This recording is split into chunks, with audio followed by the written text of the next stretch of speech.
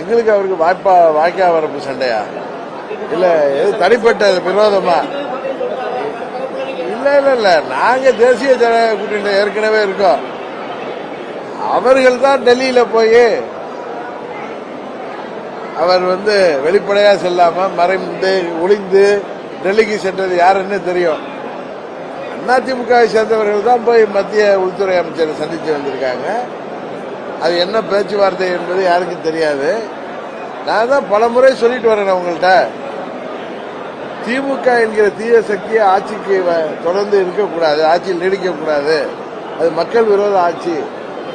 அந்த ஆட்சியை முடிவு கொண்டு வர வேண்டும் என்றால் தேசிய ஜனநாயக கூட்டணி தான் சரியான மாற்று அணி. அதற்கு வலு சேர்க்கின்ற விதமாக எந்த கட்சிகள் எல்லாம் திமுகவிற்கு எதிராக இன்றைக்கு திமுக ஆட்சிக்கு எதிராக செயல்படுகிறார்களோ அவர்கள் அனைவரும் தேசிய ஜனநாயக கூட்டணிக்கு ஆதரவளிக்க வேண்டும் என்று நான் சொல்றேன். அதன் அடிப்படையில் எந்த கட்சி எங்க கூட்டணிக்கு வந்தாலும் அது வரவேற்கத்தக்க ஒன்றுதான். ஏன்னா திமுகவை தீய சக்தி திமுகவை வீழ்த்துவதுதான் எங்களுடைய முதல் குறிக்கோள். இல்லங்க, நீங்க மாதிரி அது தயாரா இது தயாரா கேட்கறதெல்லாம் ரொம்ப ஒரு ப்ரீ மெச்சூர்ட் ஸ்டேஜ்ல கேட்கறீங்க. இன்னும் எந்தவித கூட்டணி சம்பந்தமாக தேசிய ஜனநாயக கூட்டணியில் ஏற்கனவே உள்ள கட்சிகள் இருக்கிறோம் தமிழ்நாட்டில்.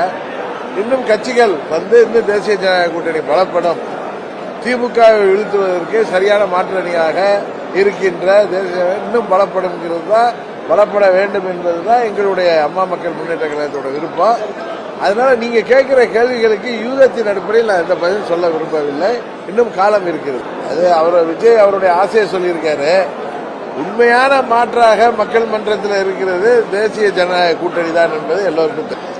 காவல்துறை சேர்ந்த காவலர்கள், அதிகாரிகள், இன்னும் அனைத்து தரப்பு பொதுமக்களும் திமுக முதல்வர் ஸ்டாலின் குடும்பத்தையும் அங்கு அமைச்சர்களாக இருப்பவர்கள் குடும்பத்தை தவிர யாருக்கும் பாதுகாப்பு இல்லை. அதை பற்றி கலந்து ஆலோசித்து வருவோம். விரைவில் நல்ல முடிவெடுத்து கவர்னரை